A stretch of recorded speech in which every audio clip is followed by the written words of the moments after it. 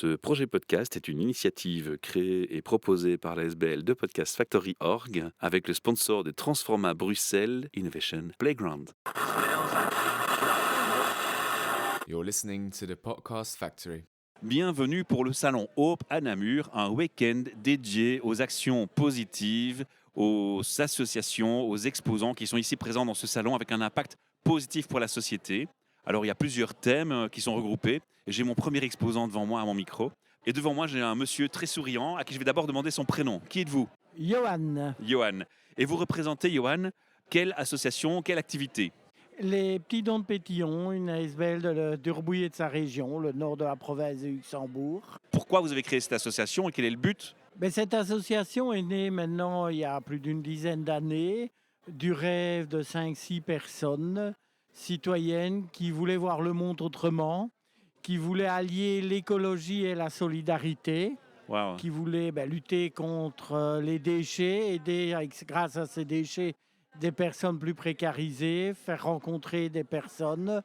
Et à partir de là est né un collectif citoyen qui organisait d'abord des foires en public au milieu d'une place que nous avions rebaptisée à l'époque Place Citoyenne.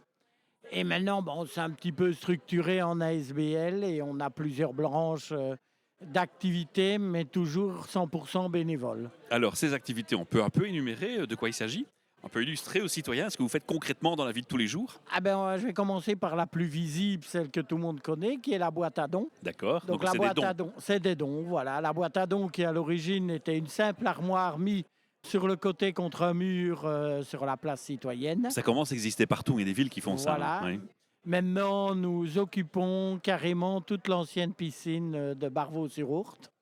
Vous voyez la superficie d'une piscine, Oui. avec des vêtements, avec des objets de déco, avec de l'électro, et tout vient à 100% de dons de diverses personnes, des personnes qui viennent faire un échange, mais aussi, par exemple, l'autre jour, on a eu un curateur, malheureusement, une faillite de magasin, et il est arrivé, tout ce qui reste, je viens vous l'amener. On a dit oui, et tout est reparti déjà. On constate aussi ce qui se passe dans la société actuelle, la crise qui s'installe tant sur les prix de l'énergie que la crise financière en général. Les citoyens s'appauvrissent, c'est évident.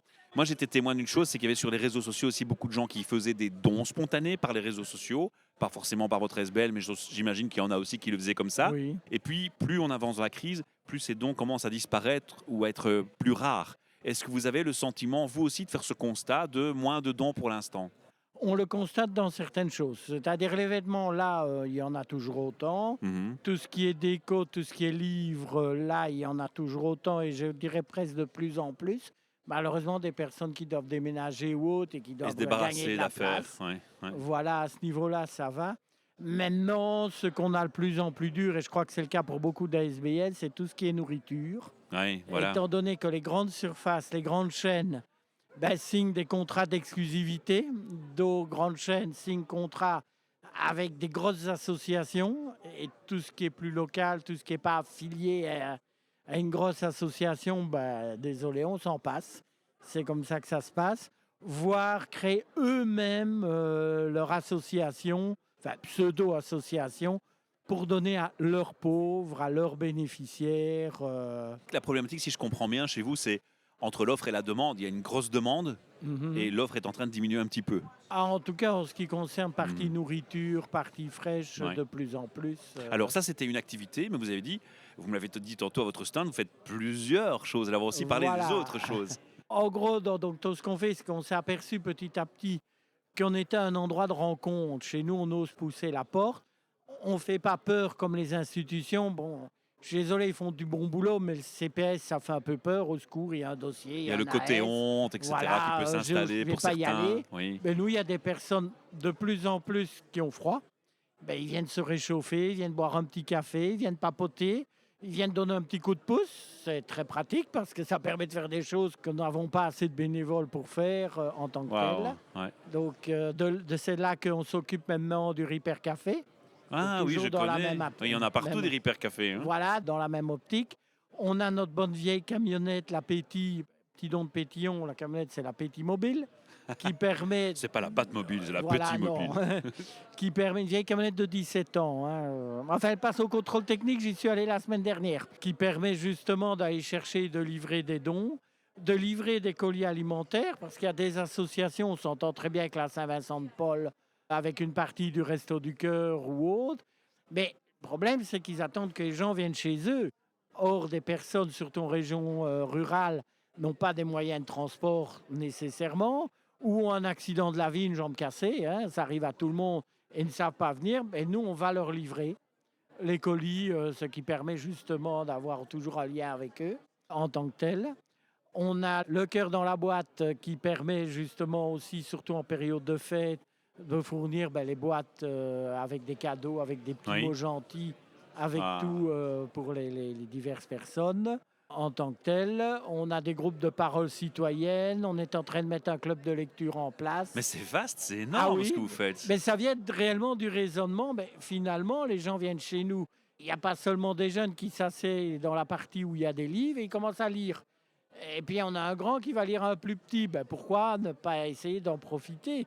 Là aussi, on n'est pas la bibliothèque, donc la porte est plus facilement ouverte que pour certaines personnes, à tort, hein, mais ça fait peur une bibliothèque. Une dernière question. Pourquoi ce nom pétillant? Parce que moi, j'ai l'impression d'entendre ici un cœur qui explose, qui pétille. Est-ce que les cœurs pétillent? J'en ai pas la notion. Ça vient tout à fait de ça. Ça vient lorsqu'on a créé sur la place, c'était l'opération Pétillon qui venait de pétiller parce qu'on va pétiller pour un futur meilleur, Et donner de pour la une joie. ville meilleure, donner de la joie. Et c'est de là que c'est venu les petits dons de Pétillon. C'est incroyable. Vous avez inventé le cœur qui pétille. Ce sera le mot de la fin et de la conclusion. Encore un dernier petit message à nos auditeurs. Vous avez envie de leur dire quoi? On a envie qu'on fasse des enfants. On a envie que les associations comme nous, il y en a un petit peu partout. Parce que c'est réellement local, ça touche réellement des gens proches, c'est une porte ouverte et ça répond à beaucoup de besoins, petitement, mais en tout cas Certainement. rapidement. L'avantage chez nous, c'est qu'on ne demande aucun papier. On vient, la porte est ouverte, on ne doit pas venir Se envoyé justifier. par quelqu'un. On ne doit pas justifier, c'est ça que vous voulez dire. C'est ça. Johan, merci de m'avoir fait confiance. Merci de nous avoir octroyé ces quelques 10 minutes presque. Et puis, n'hésitez pas à revenir encore au micro si vous avez encore des messages à faire passer. Vous êtes ici dans le Salon Hope tout le week-end. On va essayer de mettre votre interview au plus vite en ligne, que d'autres aient l'occasion de vous rencontrer aussi. Voilà, merci à vous. À très Merci. bientôt. You're listening to the Podcast Factory. Ce projet podcast est une initiative créée et proposée par la SBL de Podcast Factory Org avec le sponsor de Transforma Bruxelles Innovation Playground.